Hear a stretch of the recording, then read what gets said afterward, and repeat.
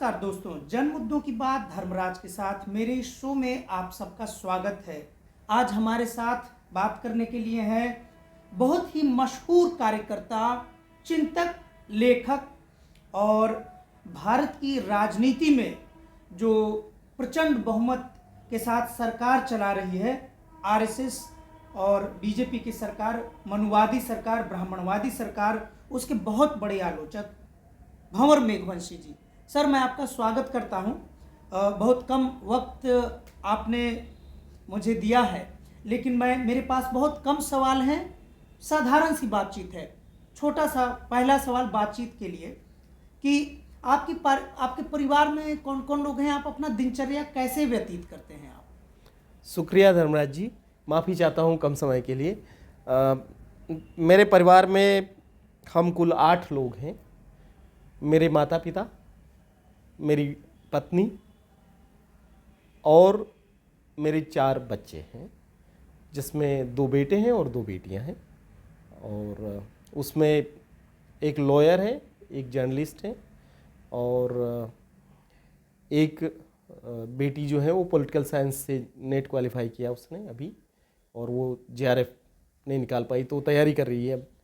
और बड़ा बेटा जो है वो इंग्लिश लिटरेचर में एमए करने के बाद उसने गांव में खेती करने का काम शुरू किया, तो ख़ास तौर पे जैविक खेती और तमाम चीज़ें हमारे ये सब चीज़ें संभाल रहा है। तो ये हमारा एक छोटा सा परिवार है। सर, आजकल आप बहुत ही सर पीयूसीएल में राजस्थान पूरा देखते हैं। पीयूसीएल संगठन के अंतर्गत people's union for civil liberties, अंबेडकरवाद बहुत ही पॉपुलर आजकल हो गया है। अगर आप राजनीति की बात करते हैं तो या सामाजिक जीवन की बात करते हैं तो बाबा साहब के बिना, अंबेडकर के बिना कोई बात पूरी नहीं होती है। यूनिवर्सिटी के अंबेडकर और सड़कों के अंबेडकर में आपको कोई फर्क दिखता है क्या? नहीं, फ़र्क दिखना नहीं चाहिए।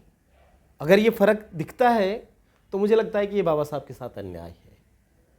देखिए, बाबा साहब हर व्यक्ति के अपने अंबेडकर हैं। वो जो बिल्कुल गांव में जो व्यक्ति रहता है, परिवार रहता है, और जिसके साथ छुआछूत हो रहा है और भेदभाव होता है, उसको डर है कि उसको कुछ नहीं मिलेगा, उसको कोई मार डालेगा, उसके लिए डॉक्टर अंबेडकर सुरक्षा की एक दीवार है। उनका जो संविधान है वो सबसे बड़ी एक सिक्योरिटी वॉल है। और जो कार्यकर्ता है उसके लिए अंबेडकर ने जो टूल दिए वही उपकरण है जिसके आधार पे हम लड़ते हैं। एक लॉयर के लिए जो बैरिस्टर अंबेडकर हैं वो हैं। यूनिवर्सिटी के जो हमारे लोग हैं, एकेडमिया के लोग हैं, उनके लिए डॉक्टर अंबेडकर कोलंबिया के अंबेडकर हैं या लंदन स्कूल ऑफ इकोनॉमिक्स के अंबेडकर हैं। लेकिन अंबेडकर एक ही है। अंबेडकर अलग अलग दिखते जरूर हैं। कोलंबिया और लंदन स्कूल ऑफ इकोनॉमिक्स से लौट के आने वाला अंबेडकर सड़कों का अंबेडकर है। महाड़ पे जब वो सत्याग्रह करते हैं या कालाराम मंदिर का प्रवेश का आंदोलन करते हैं या ये वाला की कॉन्फ्रेंस करते हैं या तमाम चीज़ों में आप देखते हैं कि अंबेडकर जो हैं वही अंबेडकर आंदोलनकारी भी हैं, वही अंबेडकर जर्नलिस्ट भी हैं, वही अंबेडकर हैं जो कानून का काम भी कर रहे हैं, वही अंबेडकर कहीं प्रोफेसर भी हैं। तो बाबा साहब सबके लिए हैं, और किसके लिए कहाँ काम आते हैं वो एक अलग चीज़ हो सकती है। लेकिन बाबा साहब को आप एकल रूप में भी देख सकते हैं और समग्र रूप में भी देख सकते हैं। आपकी बहुचर्चित किताब है मैं कार सेवक था, हिंदी में आई कोरोना के समय में। मैं कार सेवक था, आप कार सेवक भी थे। आपने अपने किताब में भी लिखी और भाषणों में भी बोलते हैं कि राम मंदिर का जो आंदोलन है, शुरुआती दिनों से आप उसके साथ थे। तो क्या आप पर यह आरोप लगाना कहाँ तक उचित होगा कि पहले आप कार सेवक बने तब आपने लोकप्रियता हासिल की? क्योंकि दलित समाज से आने के बावजूद अगर आप राजस्थान जैसे सामंती राज्य, जैसा कि लोग बोलते हैं कि राजस्थान रजवाड़ों का है, सामंत हैं, आज भी वहाँ राजघराने चलते हैं, वहाँ आपने कार्यालय प्रमुख भी आपको आरएसएस बना के रखी, वहाँ भी आपको लोकप्रियता मिली। आपने राम मंदिर के माध्यम से आप वहाँ के लोकल लीडर के रूप में भी चर्चित रहे और बाद में विरोध करके भी आप हीरो हो गए।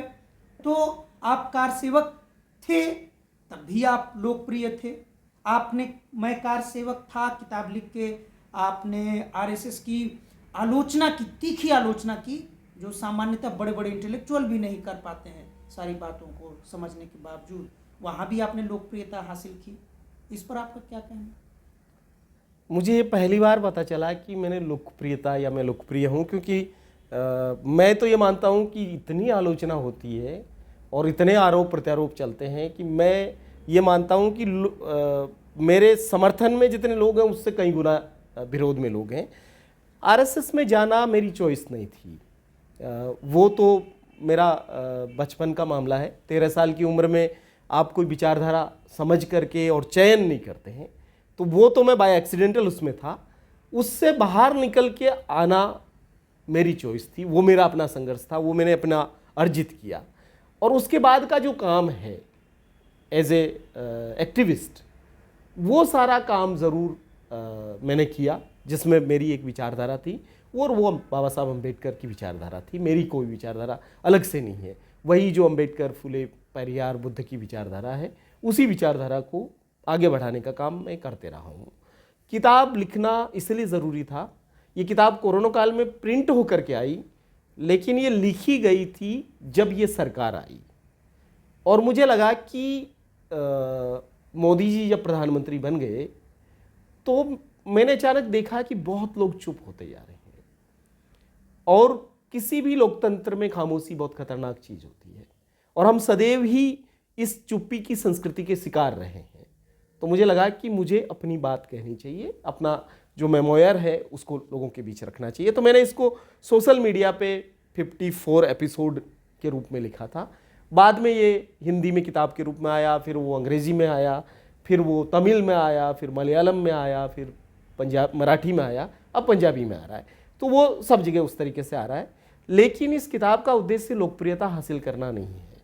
मेरे लिए लिखना भी एक राजनीति है, क्योंकि हमको पढ़ना नहीं दिया गया, लिखने नहीं दिया गया, हमारी शब्दों तक, ज्ञान की राजनीतिक तक पहुंच नहीं रही। तो ये भी वहाँ एक क्लेम है कि हम अपनी बात को कह भी सकते हैं, हम अपनी बात को लिख भी सकते हैं। ये ज़रूरी नहीं कि लोकप्रिय होती किताब। इस किताब का विरोध भी हो सकता था, इस किताब पे एफआईआर भी हो सकती थी, जैसे कि मेरी पुरानी कुछ किताबों पे एफआईआर भी हुई और मुझे वो भी झेलना पड़ा। तो मैं लोकप्रियता के लिए नहीं कर रहा हूँ, बल्कि मैं जो काम कर रहा हूँ उस काम को आगे बढ़ाने के लिए उसी का ये हिस्सा है। मेरा लिखना, मेरा बोलना, मेरा कहीं जाना या कहीं भी कुछ करना, वो सब कुछ अम्बेडकरी मूवमेंट का ही हिस्सा है, या बड़े पैमाने पे आप कहेंगे तो जो ह्यूमन राइट का काम है। और बाबा साहब का सारा काम ह्यूमन राइट का काम है। संविधान में जो अधिकार दिए गए वो एक समाज को, एक व्यक्ति को नहीं है ना, वो सब लोगों को है, तो वो उसका हिस्सा है। इसलिए मुझे नहीं लगता है कि ये लोकप्रियता का कोई कंपटीशन है, और अगर हमारी बात लोकप्रिय होती है तो मुझे लगता है वो अच्छी बात है, उसमें कोई दिक्कत वाली बात नहीं। भाजपा के एक पूर्व लोकसभा सांसद, दिल्ली जैसे इलाके के, दिल्ली में भी एक सीट एससी कोटे में रिजर्व है। जवाहरलाल नेहरू विश्वविद्यालय के स्टूडेंट डेज से एक छात्र थे, बहुत ब्राइट छात्र थे, बाद में वो आईआरएस भी बने, और उन्होंने अंबेडकर आंदोलन को बहुत आगे बढ़ाया, इतना आगे बढ़ाया कि हजारों की संख्या में उन्होंने मास कन्वर्जन किया बाबा साहब के तर्ज पर, और लोगों को बुद्धिज़्म में कन्वर्ट किया, हिंदुइज्म से। आप समझ ही गए होंगे मैं उदित राज जी की बात कर रहा हूँ, डॉक्टर उदित राज जी की बात कर रहा हूँ। बहुत ही तेज तरार ब्राइट नेता थे, कार्यकर्ता थे। बाद में उनको जगह भाजपा ने ही अंततः दिया, ऐसा उनका कहना है, कई बार कहते हैं प्राइवेट कॉन्वर्सेशन में। आप में भी मुझे दिख रहा है कि आप जैसा कर्मठ, सक्षम, एक ईमानदार, जुझारू कार्यकर्ता, निडर, बेबाक, बेखौफ कार्यकर्ता के पास अगर आने वाले लोकसभा चुनाव में 2019 में अगर भाजपा आपके पास आती है, आरएसएस आती है, और कहते हैं कि भंवर मेघवंशी जी आप हमारे पुराने आदमी रहे हैं, आपने जो बातें कही हैं आपने अपने समाज के लिए सही कहा, वो कहा जाना चाहिए था, हम आपको लोकसभा का टिकट देना चाहते हैं, हम आपको संसद भेजना चाहते हैं। जो बात ने आपने किताब में लिखी है, एक एससी सीट रिजर्व होता ही, वहाँ आप लड़ें या कोई भी लड़ेगा तो कोई एससी ही, तो आप ही क्यों ना आप लड़िए और समाज को आगे बढ़ाइए, जोड़िए। हमें आपसे कोई नाराज़गी नहीं है। तो आपको नहीं लगता है कि आपके जैसा धारदार नेता को लोकसभा में होना चाहिए, चाहे टिकट कोई पार्टी दे? नहीं, चाहे टिकट कोई पार्टी दे, फिर आपकी आइडियोलॉजी क्या है?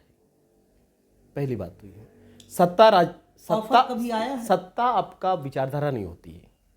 सत्ता एक माध्यम हो जाती है लोगों के पहुंचने का, या लक्ष्य होती होगी। मैं उसको आइडियोलॉजी नहीं मानता। यह ऑफर आया, मैंने अपनी किताब में एक पूरा अध्याय इस पे लिखा, राजनीति की रपटीली राहें। उसमें आप पढ़ सकते हैं। 2012-13 में यह ऑफर राजस्थान की विधानसभा के लिए मेरे पास आया। आरएसएस के लोग लोकसभा का अभी तक भी आए। मैं उस बात को पूरा करूं। और जब ये आया तो ये उन्होंने सीधे तौर पे कहने की मुझसे हिम्मत नहीं की, बल्कि मेरे इर्द गिर्द के कार्यकर्ताओं को उन्होंने कन्विंस किया कि इनको होना चाहिए विधानसभा में या लोकसभा में।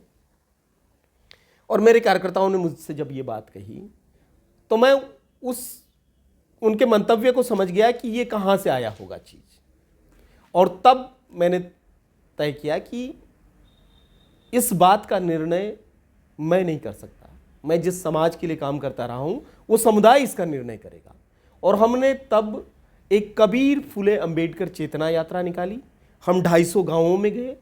हमने लोगों से ये पूछा सड़कों पे खड़े होकर के कि भाई आज दिन तक हम आपके लिए बोलते रहे क्योंकि हम आज़ाद थे।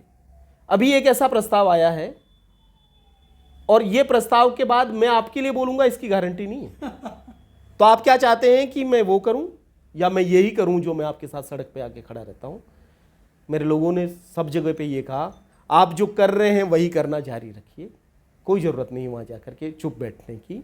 फाइनली हमने 14 अप्रैल 2013 को 15,000 लोगों की बड़ी गैदरिंग में मैंने 3 भीम संकल्प लिए, भीम प्रतिज्ञाएं। और वो थी, मैं कभी कोई चुनाव नहीं लड़ूंगा, मैं किसी राजनीतिक दल में नहीं जाऊंगा एज ए सदस्य, और मैं कोई पॉलिटिकल पार्टी नहीं बनाऊंगा। मैं सड़क का आदमी हूँ, मैं सड़क पे रहूँगा, सड़क पे ये लड़ाई जारी रहेगी। हमको अपनी बात बोलनी है, हम अंदर बोलें चाहे बाहर बोलें। अगर हम अंदर बैठ के नहीं बोल पा रहे हैं तो वो होने से ज़्यादा बेहतर है कि हम बाहर बोलें। तो ये खतरा बिल्कुल भी नहीं है और ऐसे किसी प्रस्ताव के लिए जगह नहीं है। अच्छा, बहुत बेबाकी से आपने अपनी बात कही। बिहार में जाति सर्वे हुआ है। कम से कम बिहार की राजनीति ने सांप्रदायिकता से, भाजपा की सांप्रदायिकता से, मुस्लिम विरोधी राजनीति से लड़ने के लिए एक रास्ता, यानी कमंडल के विरोध में मंडल 2 उसको लोग कहते हैं लोकप्रिय भाषा में। राजस्थान में आप सोच रहे हैं कि जाति जनगणना जैसा कोई मुद्दा उठाया जाना चाहिए, या आपको लगता है कि जाति सर्वे या जाति जनगणना होनी चाहिए, उसके आधार पर काम होना चाहिए? देखिए, जाति जनगणना तो होनी ही चाहिए, क्यों नहीं होनी चाहिए? जब आप पेड़ गिन रहे हैं, पशु गिन रहे हैं, तो इस देश के नागरिकों को गिनने में क्या दिक्कत है? और वो गिने जाने के बाद ही तो पता चलेगा कौन कितनी संख्या में है, किसके पास क्या संसाधन है। आपको नीतियाँ बनाने में, नियम बनाने में, कानून बनाने में वो सहायता मिलेगी, योजनाएं बनाने में। तो जाति जनगणना के पूरी तरीके से मैं पक्ष में हूँ।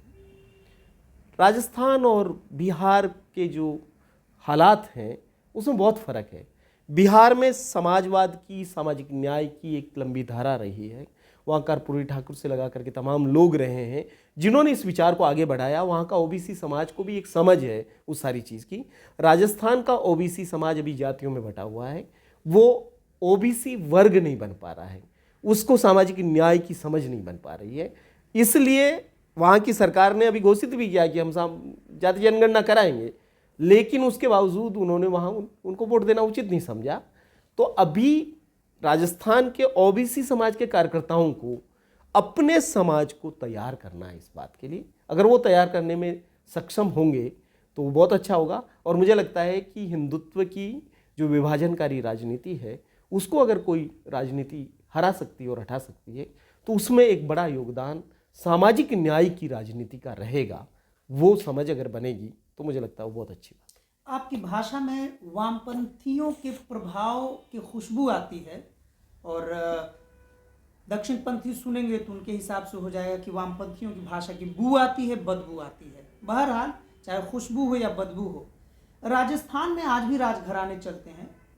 और अशोक गहलोत जी बहुत ही लंबे समय से 15 साल के मुख्यमंत्री, बड़े लोकप्रिय मुख्यमंत्री रहे। बिहार में भी राजघराने थे, खत्म हो गए, और भी अन्य राज्यों में खत्म हो गए। राजस्थान में राजघरानों पे किस पार्टी का स्टैंड है, अभी तक हमने तो कभी नहीं पढ़ा कि बसपा ने भी उसे थियराइज किया हो, कहा कि राजघराने नहीं होने चाहिए। राजघराने होने का मतलब है कि शोषण का होना, सीधी लड़ाई होनी चाहिए। कभी इस पे आपने सोचा या कहीं चर्चा होती है? पहली बात तो देखिए, भाषा में अगर किसी को बू आती है तो मेरा ये कहना है कि उनको अपना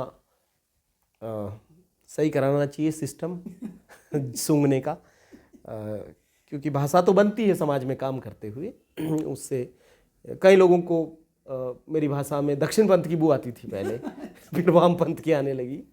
तो ये तो खैर अलग चीज़ है। लेकिन देखिए, राजस्थान जैसा नाम से ही है कि वो राजाओं का स्थान रहा है, और राजस्थान के पिछले 1000 साल में कोई प्रतिरोध का बड़ा आंदोलन आप नहीं देखते हैं। वहाँ कबीर नहीं देखते हैं, रैदास नहीं देखते हैं, कोई ऐसी बात नहीं देखते हैं। तो वो एक संकट राजस्थान में समाज के तल पे रहा, और उसी की वजह से फ्यूडलिज्म हावी रहा, और वो आज की राजनीति में भी हावी है। वो सारी पार्टियों में घुस जाते हैं, वो बसपा जैसी पार्टियों में भी आ जाते हैं, और वहाँ से भी टिकट लेके एमएलए बन जाते हैं। तो बात पार्टियों की नहीं है, बात उस समाज में जो गहरा पकड़ उन लोगों की रही है वो आज तक भी बनी हुई है, और उसके खिलाफ लड़ाई निरंतर जारी है। वो लड़ाई जो लोग लड़ रहे हैं वो राजनीतिक लोग नहीं लड़ रहे हैं, और राजनीतिक लोग कभी भी समाज के बड़े बदलाव की लड़ाई नहीं लड़ेंगे, क्योंकि उनको अपना वोट चाहिए, अपनी राजनीति चाहिए। तो अंत में ये जो काम है, ये काम इसको कोई अगर करेगा किसी दिन सफलतापूर्वक, तो वो अम्बेडकरवादी लोग कर सकते हैं। लेकिन अगर वो खुद भी, लेकिन अभी तक आवाज तो कोई नहीं वो खुद भी उसमें अगर घुस, नहीं, ऐसा नहीं है कि आवाज़ नहीं सुनाई दी। आपको पॉपुलर पॉलिटिकल पार्टियों की आवाज़ नहीं सुनाई दे रही है, ठीक है ना। लेकिन वहाँ लड़ाई जो लोग लड़ रहे हैं, वहाँ जिंदगी में अन्याय अत्याचार हो रहे हैं सामंतवादी लोगों के द्वारा या नव सामंतों के द्वारा, लठे तो ओबीसियों के द्वारा, वो सारी चीज़ों के खिलाफ तो दलित ही लड़ रहा है ना। तो ये कहना थोड़ा मुश्किल है, लेकिन क्योंकि बाबा साहब का विचार भी वहाँ बहुत देर से पहुँचा। हमारे यहाँ तो बाबा साहब के खिलाफ वाले लोग ज़्यादा रहे, जिन्होंने बाबा साहब का पुतला जलाया, उनके खिलाफ पर्चे बांटे, ऐसे लोग रहे हैं राजस्थान में। तो बाबा साहब के विचार को कांसीराम जी लाए, धीरे धीरे वो आगे बढ़ा। बसपा जो एक सामाजिक आंदोलन था वो एक राजनीतिक आंदोलन बना, लेकिन बाद में चीज़ें आगे नहीं बढ़ी। पर हम निराश नहीं है कि आगे क्यों नहीं बढ़ी, वो अब भी नहीं बढ़ी हो, भविष्य में बढ़ेगी, और हम कोशिश कर रहे हैं कि लोग तैयार हो उस दिशा में। मैं आखिरी और बहुत ही छोटा साधारण सवाल पूछ के इंटरव्यू आपका समाप्त, क्योंकि आपके पास वक्त की कमी है। आप बहुत सारे राज्य घूम रहे हैं, बहुत, मुझे लग रहा है कि आप भारत लगभग घूम चुके होंगे पीयूसीएल के हवाले से, या जो अट्रॉसिटी के खिलाफ लगातार लिखते पढ़ते बोलते रहते हैं। आपका फेवरेट कलर कोई है, आपका फेवरेट खाना कोई है, और आपका फेवरेट जगह कोई है जहां आप बार बार जाना पसंद करते हैं, खाना पसंद करते हैं, और उस कपड़े को पहनना पसंद करते हैं? देखिए, मैं सतरंगी चीज़ों में विश्वास करता हूँ। मेरा ऐसा कोई कलर के साथ वो नहीं है। आप अगर मुझे देखेंगे तो कभी भगवा कुर्ते में भी आप देख सकते हैं, और मुझे लगता है कि वो भी बुद्ध का हमारा गेरुआ वस्त्र है, भगवान बुद्ध का दिया हुआ, तो मुझे उससे भी कोई प्रॉब्लम नहीं। मैं सारे रंगों पर क्लेम करना चाहता हूँ। इस देश के सारे रंग मेरे रंग हैं, सारे खाने मेरे अपने खाने हैं। आप अगर मेरे खाने की अभिरुचि पूछेंगे तो मुझे चाइनीज़ सबसे ज़्यादा पसंद है, फिर मुझे दक्षिण भारतीय खाना सर्वाधिक पसंद है। जिस स्टेट से मैं आता हूँ, वहाँ की दाल बाटी अगर कोई मुझे खिलाना चाहे तो मैं बिल्कुल खाने के लिए तैयार नहीं हूँ। तो आप ये देखेंगे कि खाने की भी इस तरह की अभिरुचियाँ हैं। मुझे पहाड़ पसंद है, मैं पहाड़ों में जाना चाहता हूँ, वहाँ जो प्रकृति है, वहाँ का जो सौंदर्य है वो देखना चाहता हूँ। मैंने पिछले ही साल अरावली पर्वत की एक लंबी यात्रा की, जिस पर एक किताब आने वाली है शीघ्र ही। तो किस प्रकाशन से आ रही है सर? राजपाल एंड सन्स से। तो ये इस तरह का मेरा सारा चीज़ें रही है। मैं खुद खाना बनाना बहुत पसंद करता हूँ। मेरा अधिकांश समय मेरे गांव में, मेरे घर में। क्या बना लेते हैं आप? सभी प्रकार की चीज़ें। नॉनवेज खाते हैं आप? नॉनवेज बनाता बहुत अच्छा हूँ, अगर आप किसी दिन आएंगे मतलब खाते तो नहीं, मैं खाना भी पसंद करूँगा। नहीं करूँगा नहीं, खाते हैं कि नहीं? मुझे अभी अगर तक खाया अभय कुमार जी का पूर्वी चंपारण का टेस्ट करना है। चंपारण मीट, क्या कहते हैं उसको? चंपारनी मीट। नहीं, उसका कुछ और, आहूना। अच्छा, आहूना मीट। आहूना। और मैं मछली प्रदेशों में जाकर के वो भी ट्राई करना चाहता हूँ। लेकिन मैं एक ऐसी परिवार से आता हूँ जहाँ पर लंबे समय से एक मंदिर के पुजारी के रूप में हमारा परिवार काम करता रहा है, जहाँ पर ये परंपरा नहीं रही है। अच्छा, और आप अगर राजस्थान में देखेंगे तो नॉन वेजिटेरियनिज्म बहुत कम रहा है। लेकिन मेरा ये मानना है कि खाने की अभिरुचियों से आप लोगों को जज नहीं करते हैं, और मैं बिल्कुल भी नहीं करना चाहता। मैं उस सारे चीज़ों को तोड़ना चाहता हूँ, और मैं ज़रूर इन सब चीज़ों को करना चाहता हूँ कि मैं ये करूँगा। तो ये तो कोई दिक्कत वाला मसला नहीं है। साथियों, जीवन में कोई भी कितने भी बड़े पद पे चले जाएं, बड़े हो जाएं, लेकिन हर आदमी के अपने कुछ ना कुछ गोल होते हैं जिसके हिसाब से वह अपनी जिंदगी को आंकता है। भंवर मेघवंशी जी की राजनीति, विचारधारा और चिंतन पर तो कोई सवाल ही नहीं है कि सर किसके लिए लड़ रहे हैं, अपना सारा वक्त कहाँ देते हैं। लेकिन इनके भी जो छोटे गोल थे वो बड़े गोल मुझे नजर आ रहे हैं कि सर कह रहे हैं कि बहुत ही जल्द अपने आप को मना रहे हैं। शाकाहारी पृष्ठभूमि से आते हैं, बिहार का बड़ा ही फेमस आहूना मीट खाने के लिए भी खुद को प्रिपेयर कर रहे हैं। तो मैं इसके माध्यम से आप सबसे साझा करना चाहूँगा कि जीवन सरल होना चाहिए। भंवर मेघवंशी जी के इंटरव्यू लेने के बाद मैं यही सीख रहा हूँ, आपसे साझा कर रहा हूँ कि सर ने बहुत बचपन से जो आरएसएस ज्वाइन किया था, वहाँ से चीज़ें सीखी, चिंतन किया, उसको छोड़ा, फिर इन्होंने नई चीज़ें सीखी, उसको आगे बढ़ा रहे हैं, लड़ रहे हैं। भंवर मेघवंशी जी, मैं आपका बहुत बहुत शुक्रिया करता हूँ। आपने बहुत ही महत्वपूर्ण सवालों के जवाब दिए, बहुत ही अच्छा लगा आपसे मिलके। मेरा आपके साथ पहली बार है और उम्मीद है कि आजीवन अब हमारा आपसे संबंध रहेगा। कभी भी आप हम लोग एक जगह हो पाएंगे तो मैं हमेशा आपसे बातचीत करूंगा, और प्रयास रहेगा कि आपकी सारी बातचीत मैं लोगों के सामने लाऊं। इसका एकमात्र कारण है कि जब हमारे बीच से बहुत बड़े लोग चले जाते हैं तो लोगों को बहुत सारी बारीक चीज़ों का पता नहीं चल पाता है। 1 मिनट और लूँगा कि जब मैं बाबा साहब के घर पे गया था, दिल्ली वाले घर पे अलीपुर में, तो हमने उनकी रीडिंग रूम जब देखी तो वहाँ बहुत सारे लोगों ने चर्चा किया कि बाबा साहब अपने एकांत में वो कुत्ता पालने के बहुत शौकीन थे। ये बात में मुझे पता चला। वायलिन बहुत बढ़िया बजाते थे। तो इसके माध्यम से मैं ये कहना चाहता हूँ कि एक सांस्कृतिक जीवन भी, राजनीतिक जीवन के अलावा एक बहुत ही अच्छा सांस्कृतिक जीवन भी होना चाहिए। आपके जीवन में तो है, लेकिन आपके समर्थकों के जीवन में कितना है नहीं है, वो इंटरव्यू सुनने के बाद इसका आत्मचिंतन करेंगे। बहुत बहुत शुक्रिया, धन्यवाद। जय भीम। थैंक यू धर्म जी।